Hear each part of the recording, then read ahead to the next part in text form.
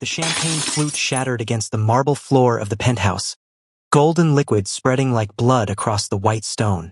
Phoebe stood frozen in the doorway, her custom silk dress, a deep emerald that complemented her dark skin like a jewel in its setting, suddenly feeling too tight around her chest.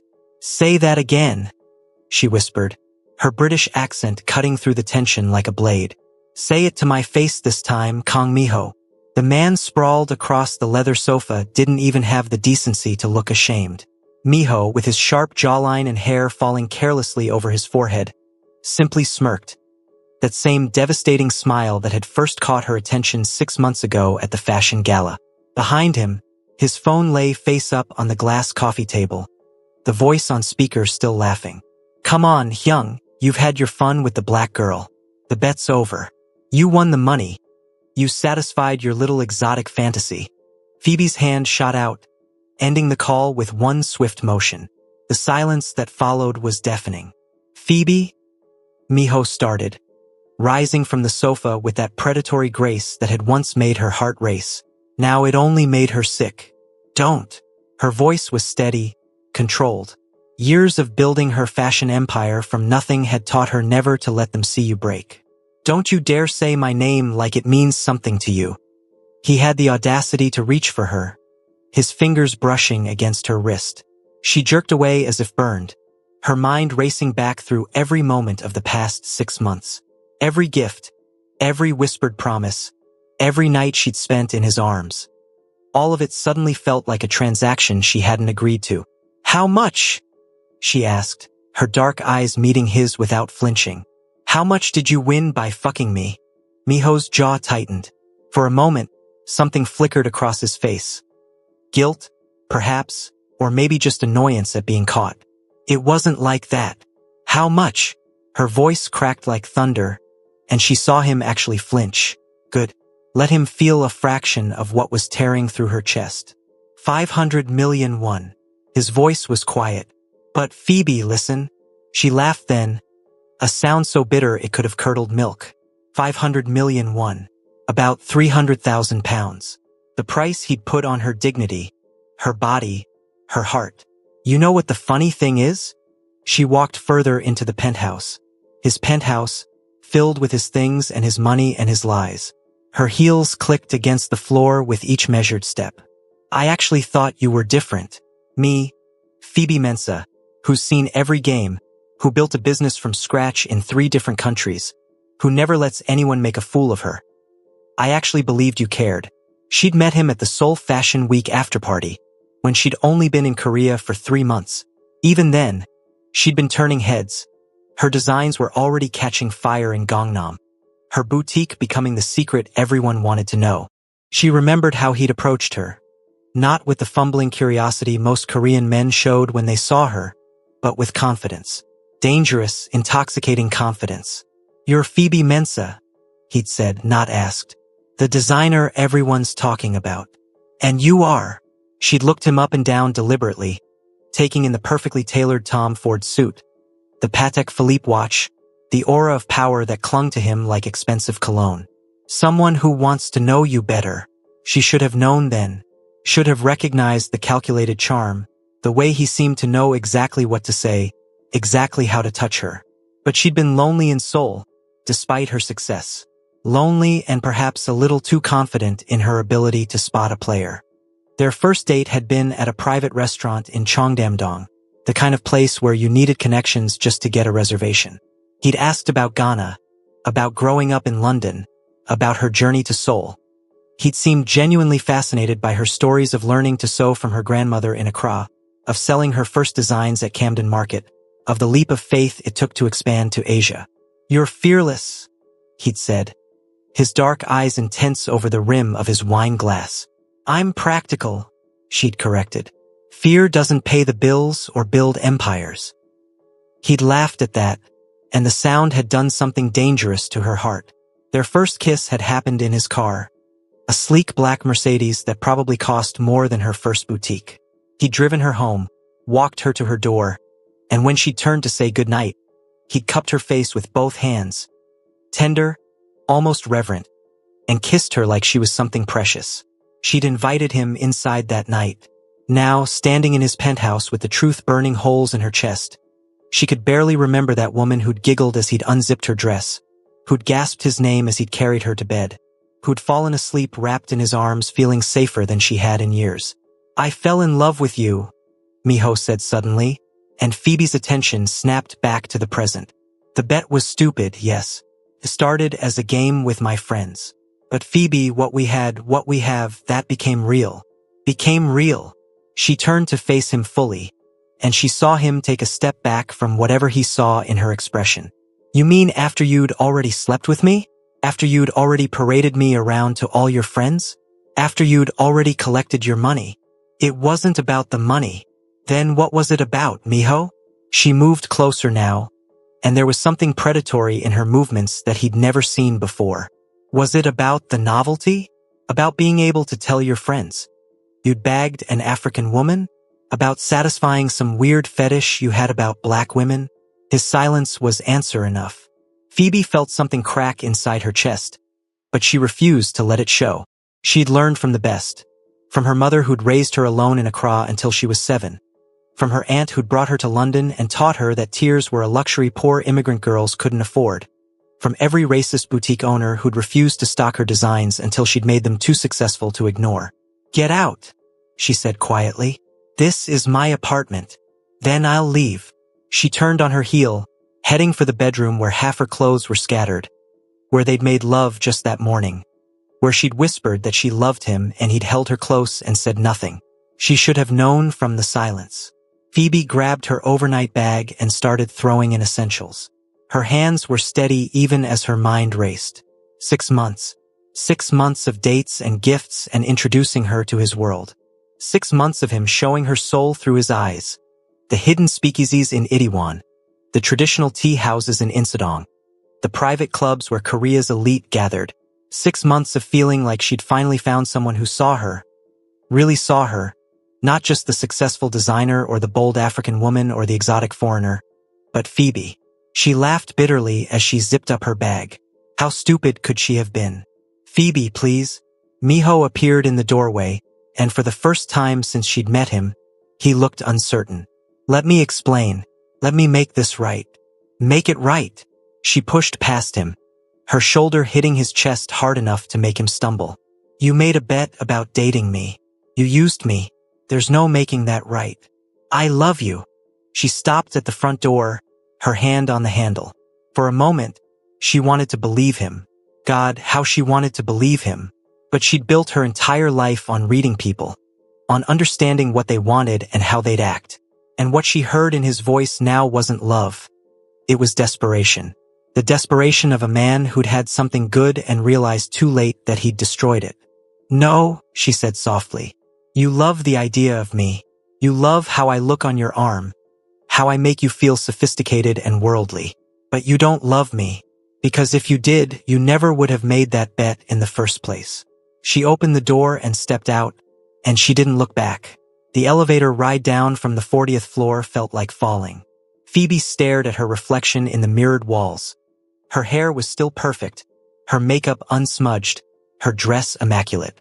She looked like she had everything together. She wondered if her reflection was lying too. Outside, the Seoul night was alive with lights and noise. November had brought a chill to the air, and Phoebe wrapped her coat tighter around herself as she hailed a cab. She gave the driver the address of her own apartment in Hanamdong, the space she'd barely used since she'd started spending most nights at Miho's place. As the cab pulled away from his building, her phone buzzed. A text from him. "Please come back. We need to talk." She deleted it without responding. Then another. "I'm sorry. I never meant to hurt you." Deleted. Another. "Phoebe, I love you. Please believe me." She turned off her phone. Back in her own apartment. Smaller than his but decorated with her own touches, her own personality. Phoebe finally let herself sit down. She kicked off her heels, poured herself a glass of wine from the bottle she kept for special occasions, and stared out at the glittering Seoul skyline. She should be crying, she thought. She should be devastated. 6 months of her life had been a lie. The man she'd loved, and she had loved him, God help her, had been using her. But as she sat there in the dark, wine glass in hand, Phoebe realized something. She wasn't heartbroken. She was furious. And Phoebe Mensa had learned a long time ago that fury was far more useful than tears. Her mind started turning, calculating. She thought about everything Miho had given her. Access to his world, connections to Korea's elite, entree into circles she never could have reached on her own. She thought about his friends, his business associates, his family. She thought about his brother, Kang Juno, 2 years older than Miho, quieter but somehow more dangerous. She'd met him twice. Once at a family dinner where he'd barely spoken but had watched her with sharp, intelligent eyes, and once at a gallery opening where he'd made polite conversation about her work and seemed genuinely impressed by her business acumen.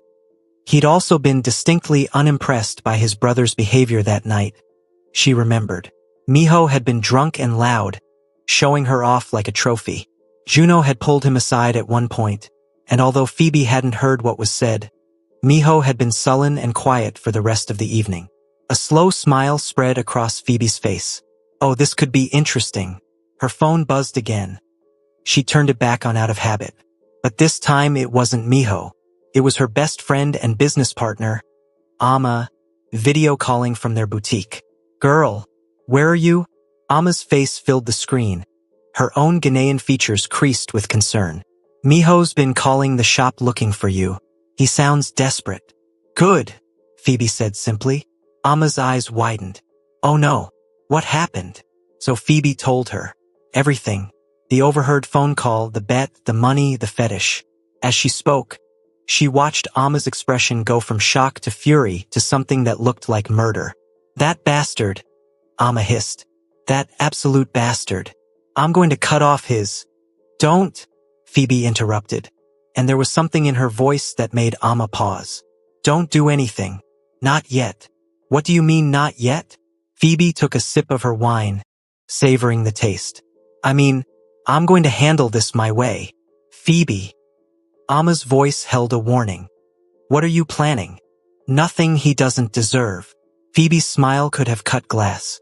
He wanted to play games? Fine, let's play. But this time, I'm the one making the rules. Phoebe woke the next morning to her phone vibrating off her nightstand. She groaned, reaching for it with one eye still closed, expecting more desperate messages from Miho. Instead, she found 73 notifications, missed calls, texts, social media tags, news alerts. She sat up, suddenly wide awake. The first thing she saw was a text from Amma. OMG girl, check Dispatch. Dispatch, Korea's most notorious celebrity news outlet, the same one that had exposed countless scandals and relationships. With a sinking feeling, Phoebe opened the link Amma had sent. The headline made her blood run cold. Gangnam Mafia Prince Kang Miho and foreign designer Phoebe Mensa. The bet that shocked high society. There were photos, her and Miho at restaurants, at clubs, at fashion events. And worse, there were screenshots. Screenshots of a group chat where Miho and his friends had discussed the bet in explicit detail. I'm going to get with the African designer. 500 million. One says I have her in my bed within a month. Hyung, that's too easy. She's already into you. Fine. 500 million says I make her fall in love with me within 6 months. Real love. The kind where she says it first. Phoebe's hands trembled as she scrolled through the article. They had everything. Every degrading comment, every crude joke, every moment where Miho had reported back to his friends about their relationship like she was some kind of experiment. Her phone rang. Amma. Don't read the comments, Amma said immediately. Promise me you won't read the comments. But Phoebe was already scrolling down, and what she saw made her stomach turn. Korean netizens were vicious, but she hadn't expected this level of vitriol. She's just a gold digger anyway. What did she expect? Foreigners always try to trap rich Korean men. At least he had fun before dumping her, lol. But then she saw other comments. Different ones. This is disgusting. Kang Miho should be ashamed. She didn't deserve this. No one deserves this. Her designs are actually amazing.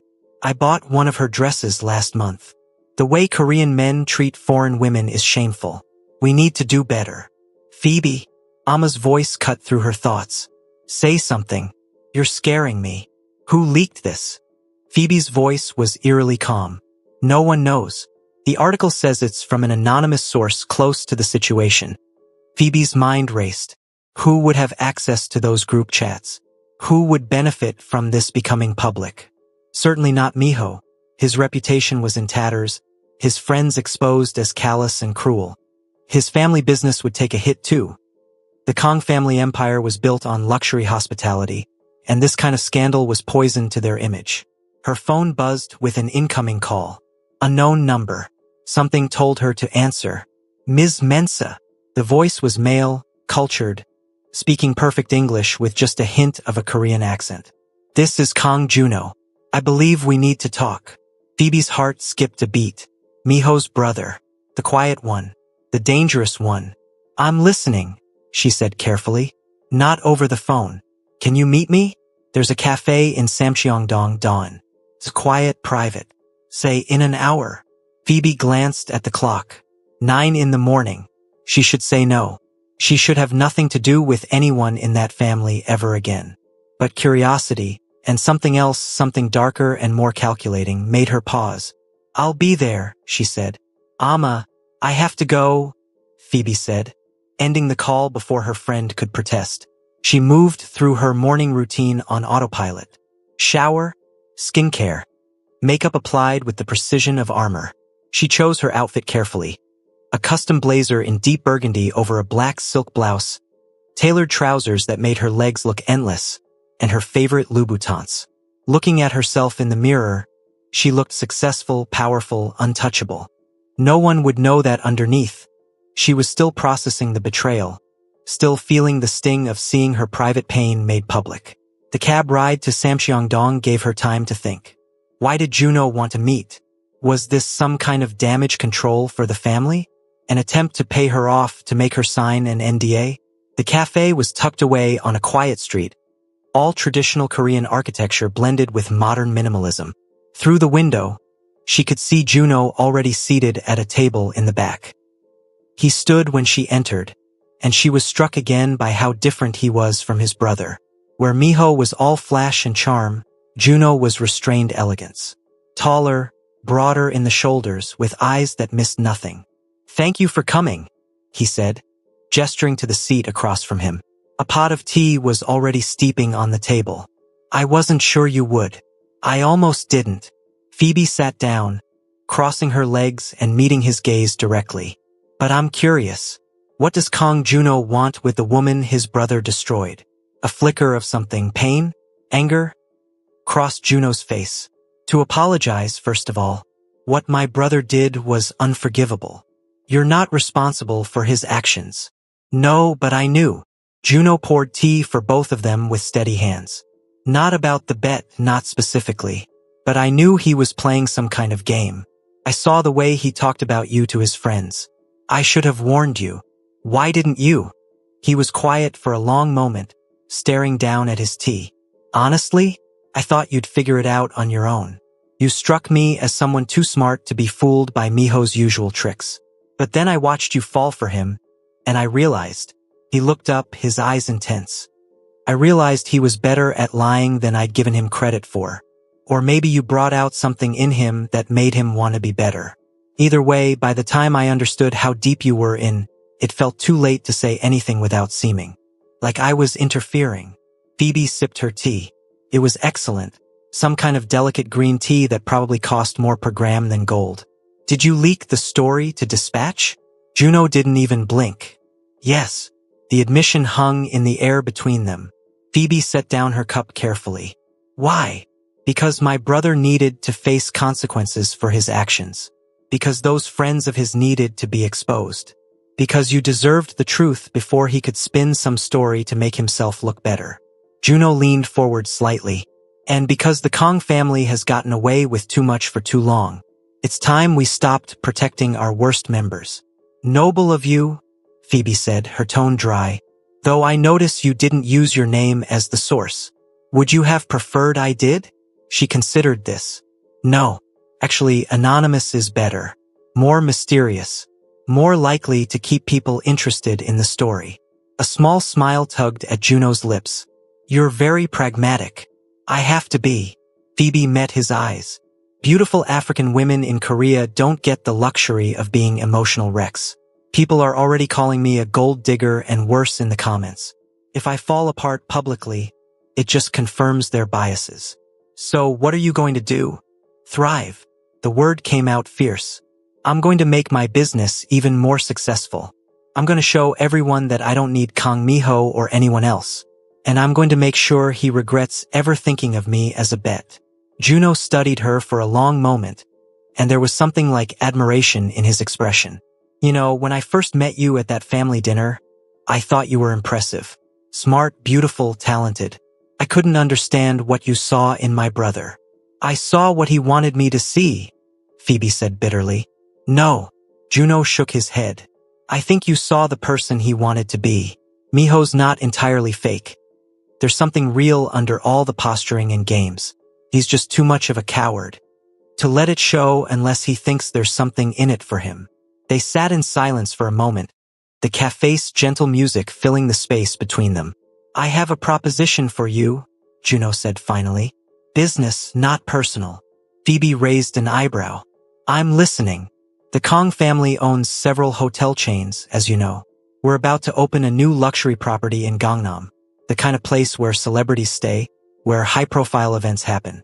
We need someone to design the staff uniforms and to potentially collaborate on the interior design elements that relate to fashion and aesthetics. You want to hire me. I want to hire the best. That happens to be you. Juno pulled out a folder from the bag beside him and slid it across the table. This is the contract. The numbers are generous, more than generous. But it's not charity. I've seen your work. You're exactly what we need. Phoebe opened the folder and almost choked on her tea. The number had a lot of zeros. This is too much, she said automatically. It's market rate for exclusive design rights with a designer of your caliber. Plus, there's a bonus structure based on publicity and reception. Juno's expression was serious. Phoebe, I'm not offering you this because I feel sorry for you. I'm offering it because having you associated with our new property would be a coup. Especially now. Especially now that I'm all over the news? Especially now that you're all over the news and handling it with grace and strength. Juno leaned back in his chair. Public opinion is shifting. People are starting to see you as the victim of my brother's cruelty. Yes, but also as someone who doesn't need pity. Someone powerful in her own right. If you accept this contract, it sends a message. Phoebe Mensa doesn't need Kang Miho. She never did. It was brilliant, Phoebe had to admit. And the money would allow her to expand her boutique, maybe even open a second location. She'd been planning to expand anyway, but this would accelerate her timeline by years. But there was something else here, something unspoken. What do you get out of this? She asked bluntly. Besides good publicity for your hotel? Juno smiled, and it transformed his whole face. For the first time, she saw a hint of the Kong family danger that lurked under his polished exterior. Revenge, he said simply. My brother has always been our father's favorite, despite being less competent and less disciplined. This scandal has damaged his position in the family business. If I bring you on board and the project succeeds, which it will, it proves that I'm the son who should be leading the company forward. Sibling rivalry. How biblical. We're Korean. It's even more intense here. Juno's smile faded. But I mean what I said. This isn't just about using you. I genuinely believe you're the right person for this job. Everything else is just convenient. Phoebe looked down at the contract again. The terms were clear, fair, even generous in some places. She'd be a fool to turn this down based solely on pride or a desire to stay away from the Kong family. And besides, she thought, a plan beginning to form in her mind. This put her right back in Miho's world. Right back where she could make him watch as she succeeded without him. I'll need my lawyer to review this, she said. Of course. Take your time. Juno started to stand, then paused. Phoebe, for what it's worth, I am sorry about what happened. You deserved better. Yes, Phoebe said simply. I did. She watched him leave, then sat alone with her tea and the contract, her mind spinning. This was dangerous. Getting involved with another Kong brother, even in a purely professional capacity, could blow up in her face. but the opportunity was too good to pass up. And if she was being honest with herself, there was something thrilling about the idea of walking back into that world. Not as Miho's girlfriend, not as someone's conquest, but as Phoebe Mensah, independent businesswoman and creative force. Let them all watch her rise. Her phone buzzed. Another text from Miho. I saw the news. I'm so sorry this got out. Please let me explain in person. Phoebe deleted it without a second thought. She had more important things to think about now. She was building an empire, and she was going to make sure everyone who'd ever doubted her had a front row seat. The rest of the day passed in a blur of phone calls and meetings. Her lawyer reviewed the contract and confirmed what Phoebe already suspected. It was legitimate and favorable. By evening, she'd signed. The announcement went out that night on the Kong Corporation's social media. Renowned designer Phoebe Mensah would be collaborating on their new luxury property. The comments section exploded. Wait, they're hiring her after the scandal? This is such a power move. I love it. Kong Juno is so much better than his trashy brother. She's going to make millions while Miho drowns in his own mess. As she should. Amma called screaming. Girl, you didn't tell me you were signing with Kong Corporation. It happened fast, Phoebe said, unable to keep the smile out of her voice. This is brilliant. Do you know what this means? You're not just surviving the scandal, you're leveraging it. You're a genius. I learned from the best. Phoebe thought of her mother, who'd never let anyone see her sweat. Besides, why should I hide? I didn't do anything wrong. Have you heard from Miho? He keeps texting. I keep deleting. Good. Let him suffer. Amma paused. But babe, be careful. Getting involved with his family, even for business, it's risky. I know. Phoebe looked out her window at the Seoul skyline. All those glittering lights representing dreams and dangers in equal measure. But I didn't come to Korea to play it safe. I came to win. That night, alone in her apartment, Phoebe allowed herself one moment of vulnerability. She pulled out her phone and scrolled back through her photos with Miho. There she was, laughing at something he'd said. There they were, sharing dessert at an expensive restaurant. There was the selfie they'd taken at Seoul Tower. The city spread out behind them like a promise. She'd been so happy. But happiness built on lies was just another form of misery. Phoebe deleted the photos, one by one, until her camera roll showed no trace that Kong Miho had ever existed in her life. Tomorrow, she would start designing for the new hotel. Tomorrow, she would begin building something real, something hers, something no one could take away. But tonight, just for a moment, she let herself feel the grief. Let herself mourn what she'd thought they had, what she'd believed they could be. And then she dried her eyes, poured herself a glass of wine, and started sketching. The best revenge, after all, was living well. And Phoebe Mensah was about to live extraordinarily. Hello besties, the story is only getting started. Stay tuned for episode 2. Kindly like, subscribe and share.